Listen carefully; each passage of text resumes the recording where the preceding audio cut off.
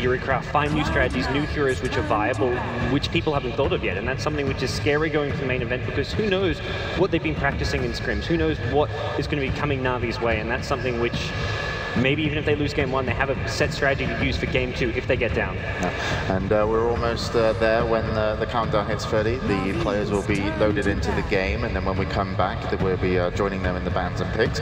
So Cloud9, the big question for me is, can they handle the pressure? They haven't been here before.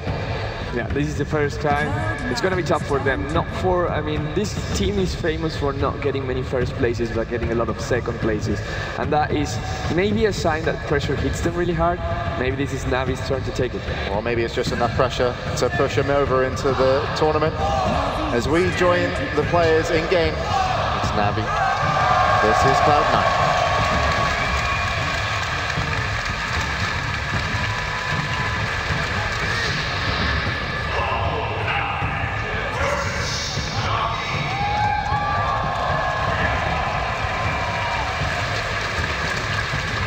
And into the bans and picks we go. The first series of today, Navi versus Cloud9. We already have the bans out, Gods, and the first pick for Cloud9 is going to be the Doom. Yeah, straight to the Doom.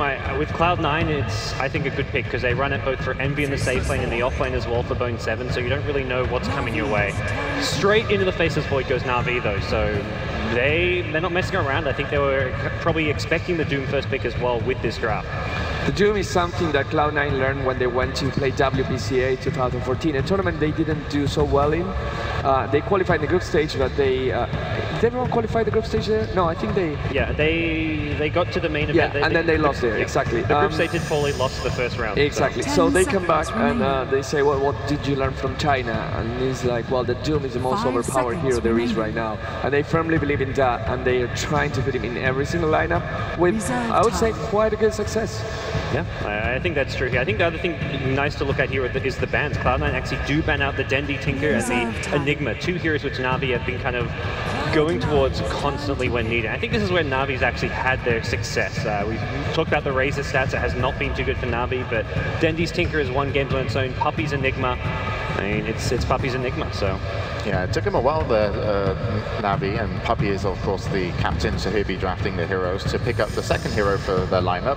It's Mirana. It's a great hero to have on any team really, but also importantly it kind of removes it from Cloud9's arsenal there. Shiva, what do you think of that? Well, both Sing Sing and Envy play Mirana very well, so it is definitely a good hero to remove from them. And on top of that, Cloud9 is a team that when they're actually fighting, they try to run away a bit, disengage, and then go back in. And I think that both Mirana and Faceless Void are going to make that very tough to do. Yeah, I think if you look at the Cloud9's playstyle, it's very kind of keep away, split push heavy. They've kind of taken that split push style that Alliance used last year, but changed it up, made their own flavor of it, and avoid fights, take towers when they can. They'll always get the better of a trade. Like, you think you're getting a kill or two off of them, but meanwhile, somewhere else on the map, they're getting a ton of farm, not just on their core heroes, on AUI, on support. They're pushing down 2 other towers somewhere on the map, and that's where their second pick, Shadow Shaman, really works to their favor. They would have seen yesterday how effective this hero was. Probably AUI will be playing a very greedy, farm-oriented Shadow Shaman here, and I think this is a good pick for Cloud9. Yeah, it is. I mean, it proved to work yesterday, but at the same time, Navi might or might not be happy about these picks, but the one that's probably going to be happy is Boss, because he's not playing Razor this time. Yeah. Most likely he's going to be getting that Mirana. Of course, it can be a Dendi Mirana as well. Could be a Kuroki Mirana. They've run the Kuro They've run the Kuro support Mirana as well. Well, maybe, I mean, maybe he's praying for the other team to run Razor. I'm not sure Cloud9 is going to. Cloud9 thinks Razor is not a good hero. I was talking to Sing Sing and Eternal MB just before, after the group stages, and they were like, oh, don't really understand why so many people pick that hero. Granted, yesterday it worked really well, but Cloud9 is definitely not scared of him. I mean, you can see that the concentration on Cloud9's faces is there, just in the bans and picks, and actually it looked like Eternal Envy was the captain doing the bans and picks, and it used to be more Pilot a while ago, I would say, but maybe they just communicate and it doesn't really matter who's pressing the buttons. But we go into the next phase of the bans, and they're going to remove the Visage Navi from Cloud9, which is pretty typical. It's what you do, just removing that dangerous combo that Cloud9 can bring in, which is the Visage and also the Drow Ranger, so that won't be happening. And on the other side, they're going to be focusing still on the supports. They've removed the Enigma, which Puppy likes to play, and then Sand King and Ancient Apparition are going to be removed. So targeting these supports, and they have a pretty strong lineup already, I would say, Cloud9. I would be very comfortable going into my first game of this series with the Cloud9 lineup if I was on their team, just because it makes sense. It's what's been working, and they can certainly play it well. Yeah, you've got the Doom, you've got the ability to push down towers, and that's something Na'Vi lacks right now. They haven't actually got any follow-up pushing power. They haven't actually got also the ability to take down Roshan. Being on the Dire side, you generally want to get some ability that helps you with it. It's the Death Prophet, the Shadow Shaman, the Templar Assassin for the minus armor. Something Na'Vi are probably maybe going to go towards with this third or fourth pick, and I think Death Prophet may be a hero which could Na'Vi would maybe kind of see from yesterday that worked out well and maybe consider pulling out here. It's good that they mentioned the Roshan. We talked about how EG gets a lot of Roshans per game, and they did that on the Ursa game. I think they took 4 or 5.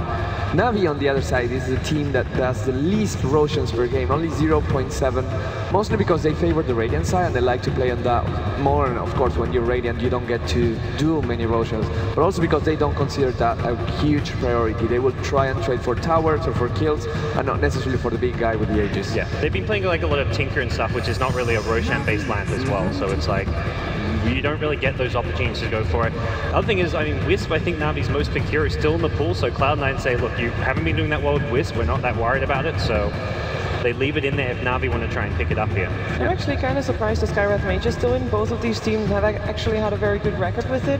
Even for Cloud9 is their most picked up hero, and they have like 75% win rate with it or something like that. So, and even Na'Vi also 60% win rate. They're both doing really well, but ignoring it here for now. Yeah, but if you look at the bans in the second stage, both bans make a lot of sense. You get the Sand King and the AA that combo so well with Faceless Void, and they create so much team fight potential that Cloud9 will want to get away from that. And on the Na'Vi side, they ban the Visage with pretty much ruins the Drow Visage combo, and they stop the Naga Siren because this is one of those heroes that even if you have Faceless Void 6 slotted, Naga Siren can still sit away and just push your towers. But yeah, I agree with you, Shiva, as well. If the Skywrath Mage can still work very well on the Cloud9 lineup, so the fact it's still there, it's a good hero to put with the Shadow Shaman, because that's, you know, it helps with the rotations early on for the kills. Also, the Shadow Shaman will be the one pushing towers, and you want that Skywrath just to nuke someone down. You know, it's very unfortunate you probably won't be able to catch a Faceless Void in a Chrono because he's pretty fast, even if you do slow him. But certainly, it's a good hero, and we are going to see Na'Vi pick up an Enchantress. Big pickup for them. This is definitely, Puppy will be happy. This is good. This is the kind of change in style I think Na'Vi needed coming into the main event. We saw a bit of Enchantress here or there, but they were much more Treant, Wisp, more slow-paced passive support. This is what won them TIs in the past. This is what got them at least far in those to the grand finals. Puppy's Enchantress, his jungling, his rotations around the map early on. This is Puppy's probably what he's most well known for. Is Chen's Enchantress, and it's a good hero to pull out here in game 1. And it's going to bring a little bit of that push as you were talking about. Can it stand the Shadow Shaman wards? Because as it is right now, Shadow Shaman pops the wards and there's no clear or easy way to clear them up until later in the game, where maybe the Mirana or the Faceless Void can one-shot them. Maybe Na'Vi should bring something to counter that. It's really hard. Something that helps a lot. I don't think Na'Vi is going to go for that. But Leech Armor actually makes the ward's damage much less powerful as well, just because the extra 8 armor that you can get will considerably reduce the damage that the wards can make. I don't think you're too worried if you're trying to go like push towers about wards being dropped, because you can just back off, wait for them to expire, or sit back with your Mirana, your Enchantress, and just click them down. If you're forced to use your 7 wards defensively to protect towers, you're already in a bad spot as far as the team with the Shadow Shaman dropping wards. So the bigger issue is Cloud9 are taking down towers, and Na'Vi don't have good clear for the not good wave clear, and also okay. Talk about combinations with the Faceless Void. This is interesting. It does mean we see the carry Void for Revolt, and no, maybe remember Kuroki used to play support Elder Titan quite a bit, and it was with an Enchantress. That's actually what they used to run back then. So they could still be a funny Elder Titan, don't get me wrong, but the combination of those two heroes with the slow and having the Spirit on you, reducing your armor, reducing your magical damage, makes for a lot of damage output potential. This hero very much geared towards countering the Morphling. Morphling late game gets like 25, 30, 40 armor just based on his agility gain. So entirely a counter pick to help burst down the Morphling, make the hero a lot more killable.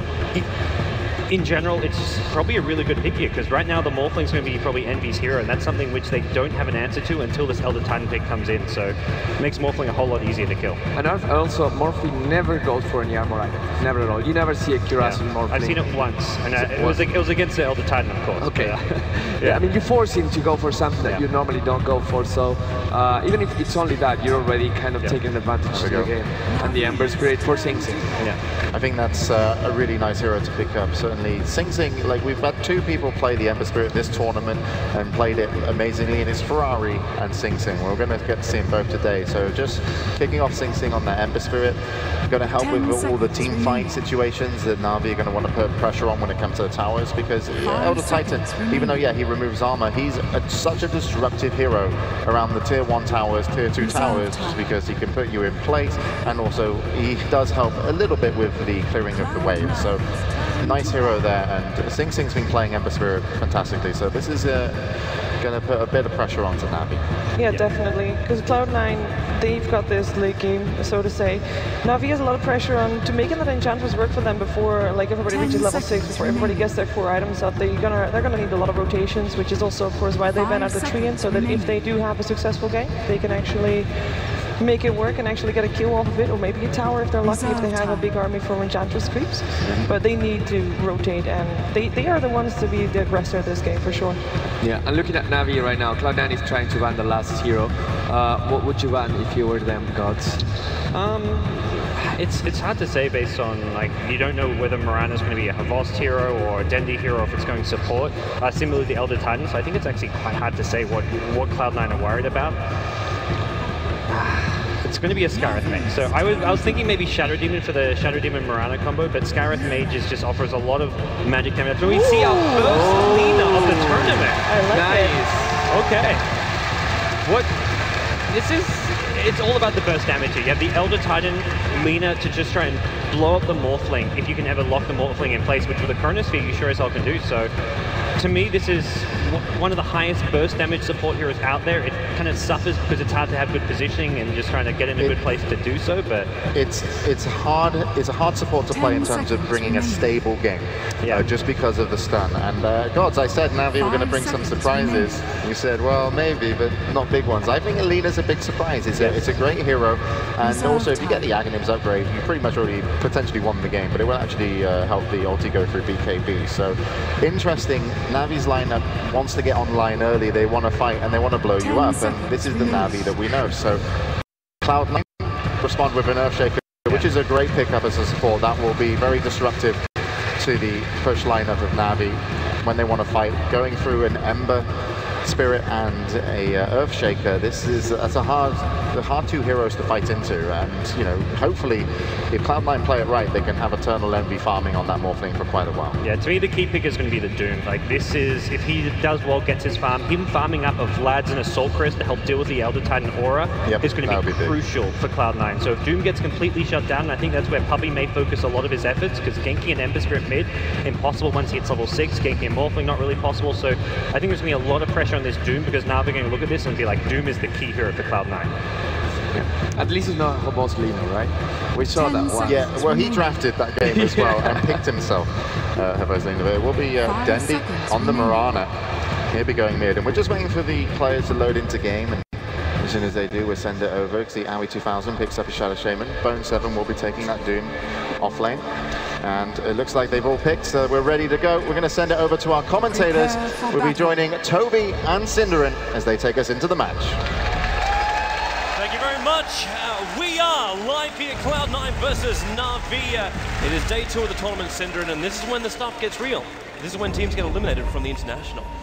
Yeah, I think there's a lot of teams that just transform when they're playing under pressure. I think Na'Vi is one of the best examples of a team that has a history of sometimes underperforming, dropping into a lower bracket, and then when it matters the most, they pull out their best performance. Perhaps C9 is a little bit the opposite, like Bruno was talking about in the panel. When they're under pressure, sometimes they crumble. They like to say that themselves. I believe it's mainly Envy talking about that. But they know how much is on the line and how important it is. So hopefully for them, this is going to be one of the series where it matters a lot and where they pull off a great performance. Yeah, I'm hoping for both teams to play a great performance. Really, I know a lot of people here right in the key arena be sitting there with the same thoughts as me. I love both teams. I love both teams. To see one of these teams go down is already going to be really, really sad. But either way, I'm just hoping for a really great best-of-3 series that just displays why these two teams have so many big fans all around the world. But we're going to get ourselves into the game now as the Foghorn gets to sound the creep wave. We're going to spawn out. So as far as the lanes go, running through, you know, it's rather appropriate, I'll do Na'Vi. We'll have Dendi not actually playing the mid solo in this game. He's actually up on the top lane, taking the role as the Mirana. That puts the supporting Kuro onto Alina. I'm happy to see him back there too. It's an old signature hero of Kuro's. Hasn't been played as much of late, but he's going to be in that role today. Vorst in the number 4 position and mid solo role, playing the face of support. Puppy will be the rotating Enchantress, and that leaves Aphonic actually playing the off-lane Elder Titan and not Kuro's support, as was mentioned before. And on Cloud9's side, no surprise here, it will be Bone 7 in the offlane on the Doom, Pilot Eye on the Earthshaker. In the mid lane, we've got Sing Sing playing on his signature Ember Spirit, and in the safe lane, it will be AY 2000 as well as Eternal Envy playing Shadow Shaman and Morphling respectively. There's going to be an interesting fun lane in the mid, man. You got Vorst versus Sing Sing, the Ember versus the Faceless Void. And Ember Spirit, we know what Sing Sing loves to build on this hero. He likes having the high level up in the Flame Guard as well as the Searing Change, which is going to be difficult for a Vorst when he comes in really close up against Sing Sing. You can't always just rely on like backtrack to keep him out. While Bone 7 comes a little bit of harassment up on that top lane. But it's that middle lane of which everything turns around when this happens from Puppy. He just brings in the Sada, he's slowly chipping away at Sing Sing, and Sing Sing can't afford to have this happen to him. He went the PMS to start with, which means he needs to have some extra help to make sure he can get to that bottle and then start controlling Vorst. And Havost managed to get a good time lock there as well. That's not the random generator that Sing Sing wants to be facing up against. He actually he got the first point up in time lock. It's like a Vorst wants to try and man fight up against an Ember Spirit. And in addition to that, of course, with all the help coming in from Puppy already, and with Vorst starting out nicely on his own. Okay. Well, it is level 2 now, so 15% chance per attack. And of course, we should mention this is a pseudo-random ability, so if you get really lucky... Trouble bottom lane. Wait a minute. This could be first blood right now. The last attack from Envy will get it. Aoi as well as Envy is a very, very safe lane with the Shadow Shaman as well as the Morphling. And they're able to capitalize and bring down that off-lane of Funnick. This is one weakness that Navi's draft has already. I think a hero like Elder Titan is one of the great offlaners on paper, but he's just so much worse on Dire than on Radiant, and you just see C9 taking great advantage of it right now. He can't really pull the creep wave, is struggling to even reach level 2. I mean, he's currently got 41 experience points and died for that. Sometimes it's okay to die in the offlane if you get like a level and a half or something, or 2 levels out of it. You'll see some offlaners just deliberately trading their life away for a better position in the lane, but Funnick isn't seeming to get anything down here, whereas Bone 7 being Radiant, he's already level 3. Yeah, man. Look at mid lane CS. I'm actually really surprised. I know Vorst has obviously been having a great time with a couple of nice time locks over on Sing Sing, but you've got this position where he's 18-3 up against a 10-for-1. The Void is in 4.5 levels. Puppy's going to be coming out of the jungle at some point, because you know as an Enchantress, he's got to be smoke ganking somewhere across the map. And then all of a sudden, you're going to see someone going down, because that Chrono's going to lock in that Ember Spirit, and he'll go absolutely nowhere. Also very, very smart play coming up there from the Earthshaker. Pilot Eye rotated over and used the Fissure to stun out the Wild Wing. So he didn't have to put himself in any kind of peril and make sure that Tornado disappears from the lane. So Sing Sing actually has some kind of way of fighting here in the mid without battling the elements as well. But yeah, you're right. This is some smart laning coming out from Na'Vi in the beginning, putting the Void in the mid lane, which I guess Cloud9 weren't expecting, and neither were we, especially with Havost on it. He usually plays the safe lane position, but in this particular game, Mirana's one weakness in the lane is that she has really weak base damage, and if you're playing up against an Ember Spirit who levels up Flame Guard, you also can't kill him with your magic damage. So the call from Na'Vi here is, alright, our Void is going to be doing great in the mid lane since he has good base damage and can just stand and sustain, and we'll help him out a little bit with the Enchantress. And then in the safe lane, they can also put more pressure on the Doom, simply because Mirana Lina is a flat-out better lane to put pressure than a Void Lina would have been. We have movement coming out for, actually no, we don't. We have Puppy coming down to check for the 4-minute rune. I thought that Centaur was coming with him, but it was just aggroed. Why is this top lane not really, like, Dendy is only 16 for 9 up on this top lane. There's more CS coming out from Envy on his safe lane as well as Avast in the middle lane. What's going wrong in this top lane for Na'Vi? I haven't been following it that closely, but judging from Bone7's farm, I would imagine he has been disrupting the creep wave a little bit with some pulls. Maybe Na'Vi have tried to focus a lot more on harassing the Doom rather than farming, and then oftentimes you will be trading some CS as the Murano in doing that. And the third thing is Bone7 ate a chain lightning creep. And he might have simply just messed up the lane equilibrium a lot with that. It's actually a really intelligent play picking up that ability here, I think. When you're in the off lane, it's a natural and easy way for you to push the lane if you want to, or to secure some easy CS. You see it right there, and it's actually working out really nice. I think it's the first time I've even seen that. Unfortunately, for the first time I watch it, I'm seeing, okay, now we've got the 2 CS. He used it and then allowed both Denny as well as Koro to get 1 to 9 apiece. But either way, 5 minutes into it, that creep wave is so close to Bone7. We get the Light Strike already connect, but Denny is in no position to throw out an arrow, and also with the Earthshaker from Highline Eye hovering nearby, we go back to a very old school combination. We just have the Earthshaker babysitting. Now Light Strike away from Kuro gonna miss. This could be real trouble for Na'Vi. Puppy coming in from the side. The Hellcade's running smash, looking for a kill. Dandy too low, leaves himself away on low life, and now the Troll Trapper. Puppy's gonna try and do this solo up against Bone7, trying to get the Hellbear in front with the body block. There goes your clap, slowing him down, but he does not have enough damage to kill off the Doombringer, but he does keep Kuro and Dendy alive on that top lane.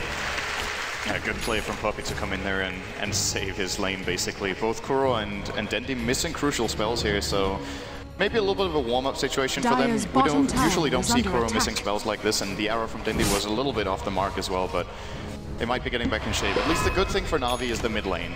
You were talking about how Avast was winning the lane by about 10 CS. You know what? He's winning it by 22 now, and it's just the equilibrium that he's been managing to keep on his side of the river. And it's very hard for Sing Sing to go out there and contest the farm, because Avast will just always go into just fight him face to face, basically. Man, this is gonna get a little bit more difficult though.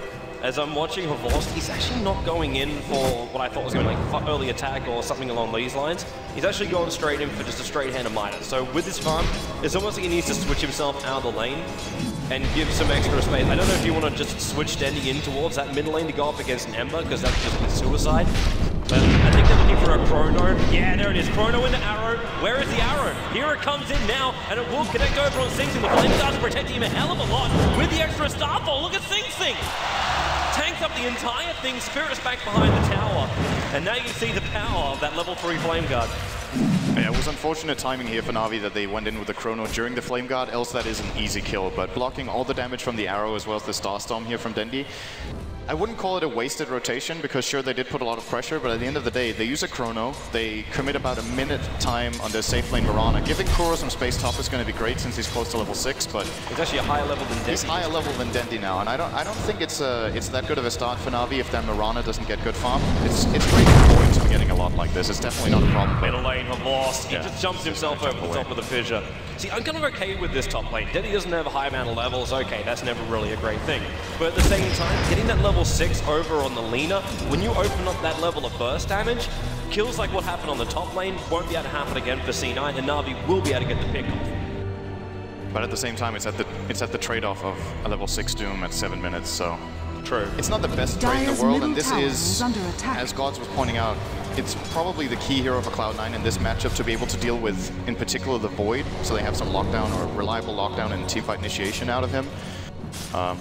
And his counterpart on Na'Vi's side in the offlane, going to come back to that right now, Funnick is level 3, 8 minutes in. And this is the Elder Titan issue in the Dire offlane. He doesn't really have a plan B. If you're tied, you can maybe stack the Ancients, and you can start farming them with Anchor Smash when you're level 3 or level 4, or you can just flat out go into the jungle, but Elder Titan really doesn't have abilities that are that good for it, so if he gets countered out hard, he really does. It's gang time. Funnick's being attacked, but what's happening right now is Na'Vi actually picked up a triple centaur. One of them's timed out in the meantime, but the smoke movement's now going to break. He's in trouble.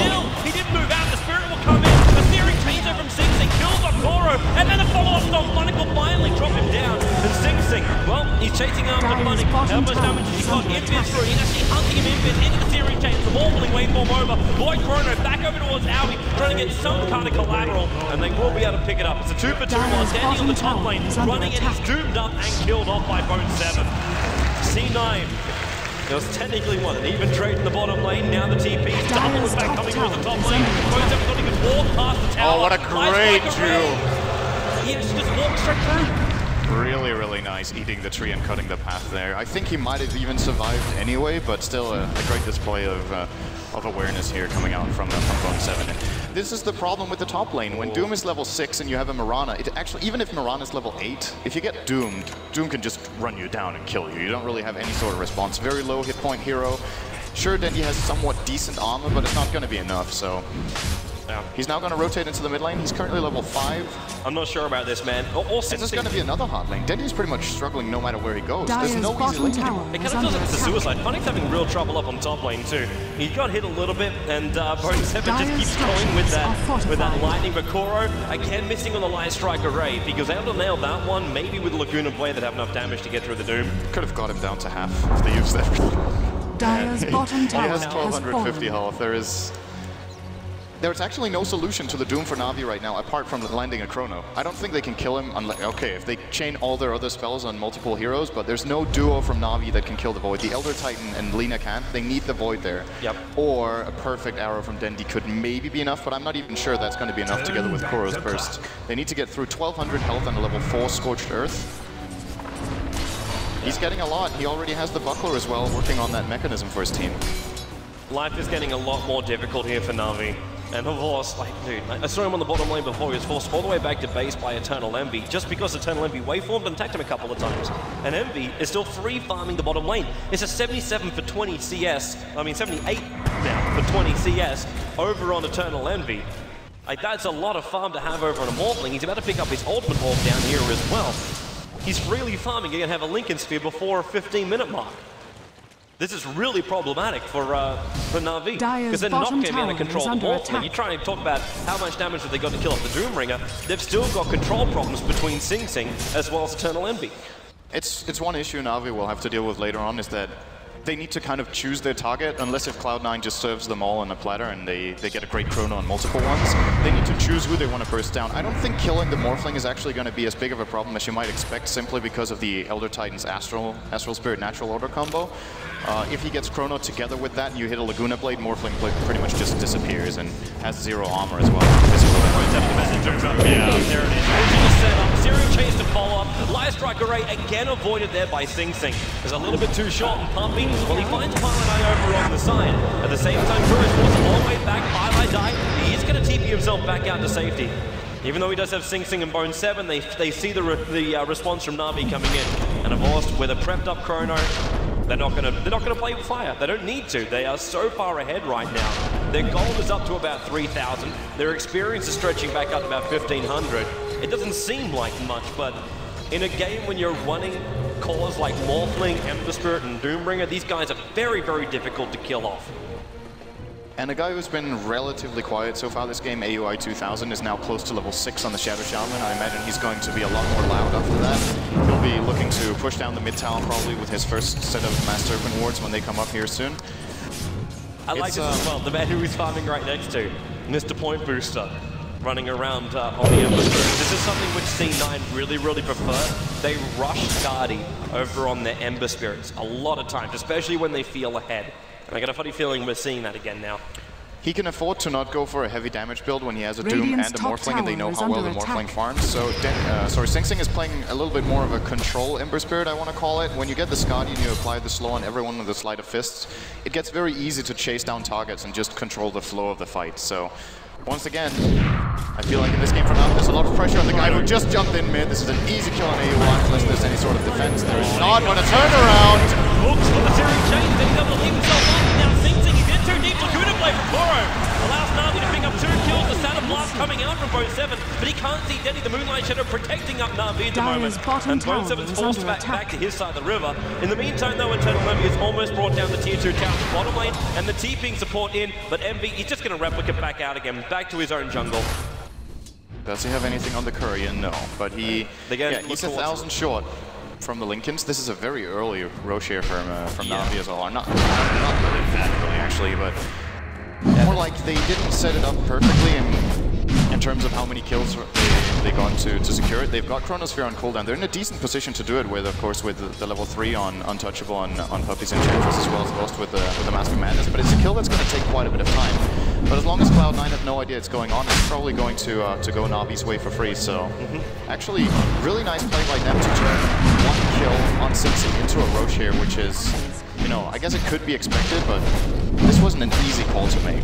Yeah, and the counterplay could come. It's going to be really quick, and at the end of the day, they are just too far away. They don't have an Earth Shaker there, so they can't control the action around the pit. With no spirit inside the pit, there's no way to really scout out and see what's going on, because Sing was using, of course, those to try and survive in the middle lane before. So it's now 5-4, 14 minutes in. We see the first Roshan take a fall. And the players just try and back themselves up, especially Na'Vi. You get a couple of kills, but you still need to make sure this turns into key items. You've already got arcade boots over on the Lina. What do we got from Puppy? He's got Erd, he's got Treads, but he still needs to go into a couple more support items for his team. And of course, it's great. He's got now an Aegis model with his Mask of Madness, so he can be a little bit more over-aggressive, but he still needs to find a higher level of damage than just a Mask of Madness. And he will need some sort of defensive items, because playing against this kind of lineup, I think a BKB is absolutely mandatory. Both the Fissure is great against Void when he opens with the Chrono. It's one of the easiest counterplays and one of the most reliable ones you can have against Void. There's a Shadow Shaman who, I guess we assume will be going for a Blink Dagger as his next item. And then there's the Doom where, it still goes through BKB, but if you're BKB, maybe you can actually reset and come back in the fight, because the physical damage from Cloud9 isn't there just yet. Eternal Envy starting with a defensive item in the Lincoln Sphere won't be able to do so much damage. And as we said, Ember Spirit going for more of a control-oriented build, so could definitely work out very well for Vos to get a BKB as his next choice here. And want to point out too, Phonic has recovered very nicely. He's currently 8.5. He has, but he's still behind the Doombringer. Obviously, you're always going to be behind the Doombringer when he goes 4 points to Valor. But the fact that Doombringer is already bringing the mech to the fight and Phonic is not, this is a big problem, because it means C9's team fight at this point is superior. It's superior to Na'Vi. Of course, Na'Vi do bring in your Enchantress army, which does help them out, but having that burst heal as well as armor, you really do. Well, I suppose you have it on Titan, so hey, some of it's also removed. But I'm still feeling like C9 have the advantage when it comes to the team fights. And there's one thing we haven't touched upon so much now that you mentioned the Enchantress. Puppy generally plays really aggressive early game Enchantresses, and in some games he plays more farm-oriented, but I don't think this is one of the games in which you should just flat out let him hold, man. Massive Moors are coming in, and Sing he's looking for the kill on Koro. Shadow's going to protect him for the moment, Sing just jumping back to his cruise, and Massive Moors down, they keep out of the ball. The bitch was too early from Pine to die. They doom him up, but he doesn't have mana for a Chrono anyway. He's actually soaking through something because he has the Aegis model. How much physical damage can they do? Aoi goes down, Denny they can turn back over this one of Force. He wants to die so he can have the mana so he can Chrono, but he can't do it. They're mopping up the mana surf force in the meantime, and now finally, a Force goes down. It was the intention, it just came way too late. Is under attack. And then Eternal Envy wasn't even there for Cloud9, so they trade one support for the Aegis, which I think is a great trade for Cloud9, in addition to getting half the tier 2 tower mid, forcing Na'Vi to go for rotations here, and they didn't really accomplish too much out of that, Na'Vi. Yes, they didn't use the Chrono. I would still say good play all around from Cloud9. Envy soloing Koro in the middle lane. He made a replica just in case anyone else was going to come to him, but he knew he could waveform in, had more than enough damage to kill Koro after having those 2 points out of adaptive strike. Dire's top tower Envy's definitely getting very big, and you see now Cloud9, they realize what position Na'Vi are in, and they will be going for the tower here. Watch the top lane, man. He's going to jump in. He can't do it alone. He can't do it alone. You're right. He's got a harpy. Who needs much more? Oh, no, he's got the creep wave. Is he going to leave sometime? The tower goes down, and there's your jump in. He can catch Cloud9 and Sing, but then Fissure actually holding him there when the totem's on Denny. He's burning up, and now he's actually locked in next to Sing.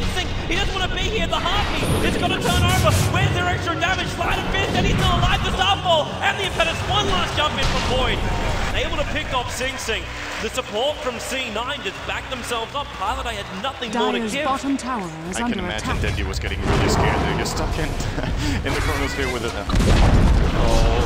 Dire's bottom tower has Shaman, that was not going to end well for you. He starts battling up against Koro, but while Koro's got Laguna Blade, Shadow Shaman is food to the Lina. They still did manage to get the tower though, and the top tower has fallen as well, so Cloud9 are getting way more map control than Na'Vi now. Na'Vi's still looking to take their first tower. We're 19 minutes into the game and they're playing an Enchantress, and you were talking about the Enchantress army. I feel like this is the point when the Enchantress army starts becoming irrelevant. We're close to the 20-minute mark, the creeps don't scale, so yeah. Cloud9's items are going to make Enchantress a lot less relevant at this point. This is one of those times when like Enchantress turns into an aura hero as well as a pure damaging hero, and you got to try and get a little bit more space for the Impetus during the fights. Unfortunately for the Enchantress, she's nowhere near the amount of farm required to even get close towards her Aghanim Scepter, so the buff up isn't there, which means he really is just becoming a bit more of a scouter and maybe can find some good Centaur stuff. But holding onto your own creep wave, holding onto your own army, is really difficult when you've already lost your tier 1 tower in the top lane. So you need to be able to safely get back out into your jungle. But you see C9's movement here. They've left a nice observer ward, which is watching any movement inside the Dire side jungle. And then anywhere else they can get nice deep observer wards, they want to watch the Na'Vi rotation. That's the only ward inside the Dire side jungle. They left sentries across the top lane instead. And Na'Vi are nervous about this top lane. They really don't know what's going on. Dendi tried to scout with the arrow, and they're still not feeling confident going up there. So they'll try to go on the aggressive instead in the enemy jungle with Havost in the front lines here. It's really smart. This kill for Na'Vi needs to work out. It needs to not just be a kill, but it needs to transition into a tier 1 push. And if they catch out the right targets, I think they can get away with it. But at the same time, don't underestimate the ability to reinforce from Cloud9. They do have the Ember Spirit with the TP ready. Morphling has the TP as well. And they have 2 heroes in a very defensive position in the bottom lane right now. Moonlight, Shadow, and Smoke being used, so even if the Smoke's going to break, they need to run down. Pylai is just sitting on the tree line where it's safe, and Puppy, well, all he can do is just grab himself a new Sata, and they'll force out the bottom lane. And they just saw Havost breaking the Moonlight Shadow in the bottom lane, so they know exactly what's going on. Yeah. He got pinged out, they know that Na'Vi is in their own jungle. Now the question is, can Cloud9 make the play? They know exactly what's coming. This is all about who gets the better jump. They're TPing inside the tree line as well, so Na'Vi have no idea about this. Remember, this is nighttime. The field of vision is very, very restricted. And with Envy as well as the Doombringer showing himself and the Spirit as well, Na'Vi have got to make a choice. Either they fight or they back up. Puppy, he heals the Replicant and tries to send it away at the moment. Unfortunately, he's got no tango. He can't cut through the tree line. But he's going to send the Replicant as far out of position as he possibly can. If Eternal Envy is a bowler, he's going to replicate into that right now and wait for him out. Dude, he is a bowler. He's got a Lincoln Spear as well as an Eagle Song. You know he wants to try and fight. And now they're actually using his Replicant to scout out a little bit, as well as the Spirit going through the tree line. Evolve still has that level 2 Chrono, just begging to be used. Yeah. Eternal Envy wants to be the one getting jumped on here, as he does have the morph ability, but... They're waiting. The BKB's flying out right now for Evolve. So having that during this fight is going to be so much bigger for Na'Vi. It's still very crucial that he doesn't have the Aegis anymore, though, because it means that Bone 7 can make the counterplay here with the blink into Doom on the Void, or just cast the Doom really quickly when he jumps in on Void. The cast point should be low enough for the Chronosphere not to go off. Oh, nice visual over on Dendi, but where's the follow-up? They're still not there. They are not risking anything here. Sentry Ward's behind the tower. They want to make sure that no one spots anything. The thing about this, though, is that Na'Vi are showing their hand completely. They know that Cloud9 know that Na'Vi have 5 heroes down here, so they're just going to split push with Sing Sing. As long as nothing is happening, Cloud9 are getting more out of this. They're farming 2 lanes and Na'Vi are farming 1. They're getting more experience, more gold, and Na'Vi just can't seem to find the right engagement point here. They will need to find an opening soon, or else they're going to have to back out, and that would basically mean that they've wasted a full minute on 4 of their heroes here, which they're definitely not going to be satisfied with. No, they need kills. This Harpy is trying to do some serious work. Hilarious thing is, too, with the mana pull over on this Harpy is quite easy. Harpy now he finally comes down. A chance for Bone 7. I think he's just trying to elicit a reaction out of Cloud9, but Cloud9 are not biting the bait here from Na'Vi. This is such good patience from C9. They're using the trees. Pylai is definitely, he's just holding back at the moment. He doesn't have a blink dagger. The only thing he's looking to do is call off a fissure in case there's an overextension. But Scorched Earth is now off. The fissure will again connect on Dendi, and this has got to flag the fact that Na'Vi, this Observer Ward is watching every single thing they are doing. Unfortunately for them, they don't have a Sentry Ward here. The only Sentry Ward they planted was back, oh, that's the Radiant one behind the tower. They have no vision, no detection here beyond Spirit and whatever Puppy's able to pick up. Yeah, the Astral Spirit doing a lot of work here with chasing away Bone 7. And actually Cloud9 are going to concede the tower. A little bit surprising for me. I thought they might have wanted to take this fight, but... I think they were happy with it, man. They delayed the engagement so far. The amount of money which Sing Sing was able to pick up on the top lane would more than make up for what they lost by waiting on the tower on the bottom lane. With Eternal Envy now grabbing himself the Ethereal Blade 23 minutes in, he's going to start looking at single, just solo kills. Puppy, however, Puppy has managed to grab a lot of tank ability, though. With a point booster as well as Overclock, he might actually survive it. Dendi is really lucky to survive on that top lane just then. Things seem coming in with a high-level Flame Guard. You know, he had to get himself away with 200 life points. The advantage of having those drums and treads first. Still, overall, I guess we should say that just the way the game is developed, I guess it currently plays a bit to Cloud9's advantage there. It's not about the graphs for me, but more about the distribution of farm, where they have 3 out of the 4 top farmers on their team. They have, and the 3 heroes they have are actually cores that scale very well into the late game. Na'Vi have good farm on the Void, but the others are falling behind quite a bit. But at the very least for Na'Vi, their supports, which is something we very often see from them. They make sure to farm their supports, and in some games, Kuro actually starts doing a lot of damage in the late game, even on a hero like Lina. And he's maxed Fear his soul, so he can do some damage, but let's see. I like the fact too, like, it's just, okay, you're not getting that much fun. So what do you want to do? You just focus on your primary and your best abilities. So we go straight to the Aghanim Scepter. Poppy's going to do exactly the same thing. They realize they need a timing for the amount of damage output they can pump. So what they do is they just get Kuro and Poppy up to a point when the supports become a major damage problem. So if Pavos, the man on the front line, is taking it up and getting a couple of lucky backtracks, he's going to waste a lot of time at Cloud9, while the supports are the ones pounding into C9. And they use Funnick to basically make sure they get themselves the kill. Now, Roshan's back up again, so Pavos will give this one a crack. I highly doubt, though, that Cloud9 is going to allow this to happen. They have to be able to have a bit of a search out, someone to scout this out. Unfortunately, what have they got? They got Spirit or Replicant. That's the only 2 ways they find this out without putting themselves at jeopardy. It was pinged out by Pylite, and the rotation is starting now. There's still no Blink Dagger on this Earthshaker, by the way. He's pretty poor, 25 minutes in, level 7. The smoke movement coming in, 7. He's looking to make his way in. The Sentry Wars, he gets revealed, he takes out the Sada, and then Blast comes in, the arrow connects on 7. They're Chrono in. The Eternal Enemy's trying to fight, though. Dandy, Waveform's up. Maybe it's enough for every 7. He does go down, but Dandy as well, over next to the Ancient Area. Sing Sing looking at a Voss. The Doom is on, but he can't get back inside the pit. The Fissure is blocking him out. The Voss dies so quickly. Envy with that double damage down. The Echo's left over for Kuro. Laguna Blade's there. He never really brings down what? Nothing. The Fissure is there. It's a triple kill for Eternal Envy. The buyback came from a Voss. Are they wanting to stop the Roshan from being done? Matt Serpent wants it there from Aoi. The Spirit's not making it any easier for them, but there is no way they can jump in there and get out with their life points to contest Roshan. This is the greatest fight they could have ever taken here in this match. So not only do Na'Vi lose 4 heroes, they also lose Roshan, and they waste a buyback. That probably couldn't have gone any worse, to be honest. And the problem was, the way the fight was initiated by Cloud9, Na'Vi managed to catch out the Doom, but they didn't burst him down fast enough. So he managed to get the Doom off on Hvost, which was actually a really big deal. Even though the Chrono was already used, Hvost wasn't able to continue fighting properly. And at the end of the day, if you Chrono one target, and it's a high-value target like Doom, he has to die before the Chrono ends, and Na'Vi just weren't in position for it, or maybe they thought they could get away with it without committing all their cooldowns, but it ended up backfiring really hard there. Now Poppy, It doesn't need much more than that, man, and because you have a Replicant, you can just jump yourself in and out so easily. You're not risking your own life points to come in and go for the shotgun hit. They do secure the denial, so I guess Puffy's presence there actually made quite a difference. But still, Cloud9 getting another tower, more map control, with the Roshan going their way as well. They're looking really good to take this game 1. What Na'Vi have to look for at this point is, well, do they have any smokes, actually? There is no smoke available on any of the heroes. How's the store looking? No. 2.5 minutes for the next smoke rotation Na'Vi can pull out. And the problem is the warding that Cloud9 has, they've got a good one around the mid lane on the upper ledge, and they've got one at the bottom rune as well. So Na'Vi moving out without a smoke towards the middle lane area is going to be really difficult. So they're going to have to look for the side lanes.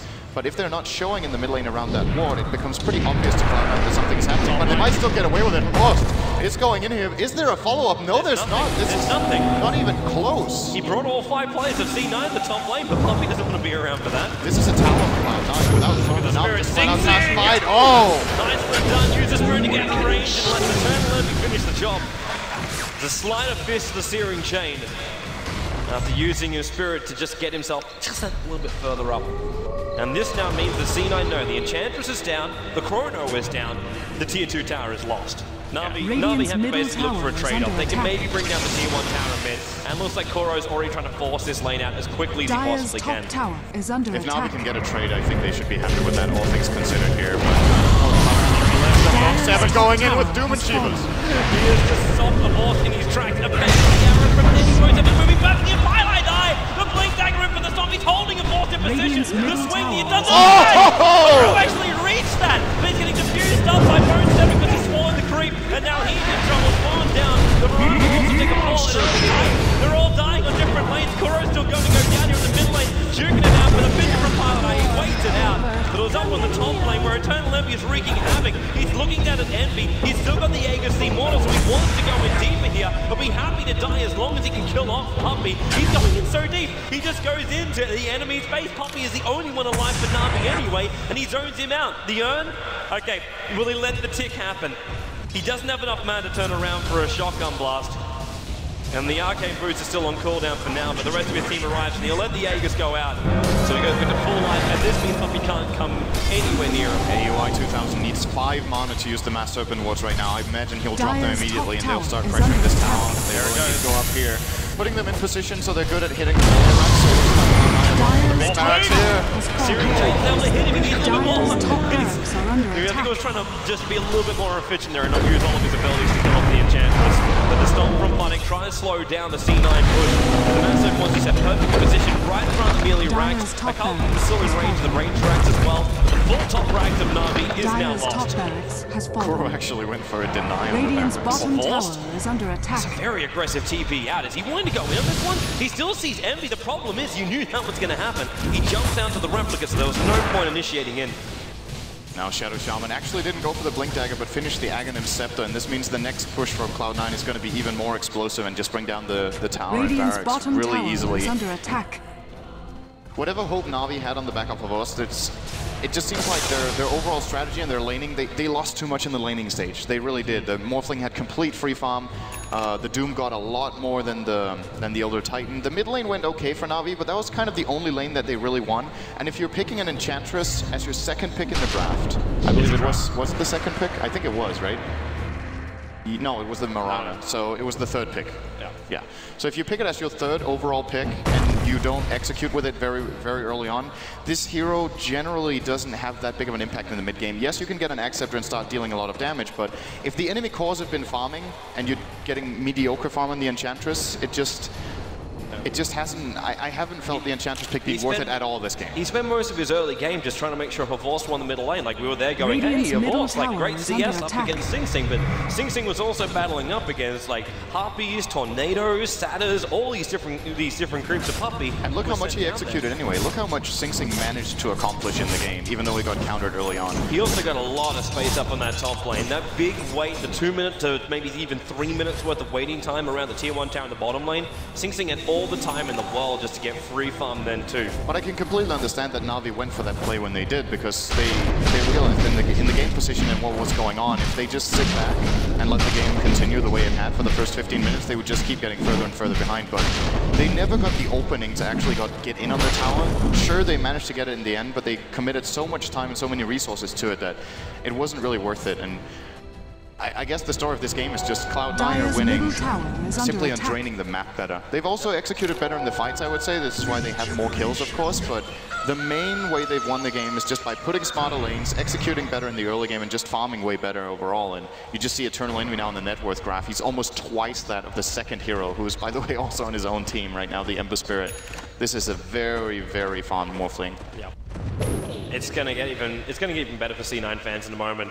Like when you get a full butterfly up and you've still got another 1800 gold behind you, your agility is going through the roof, which means your combo is also going through the roof. The Enchantress cannot survive even with a full Aghanim Scepter, and the same for Lina. Lina's at made to finish up the full Aghanim Scepter on a level 13 Lina, but you've only got 1300 life points. That's not enough to survive up against a Morphling.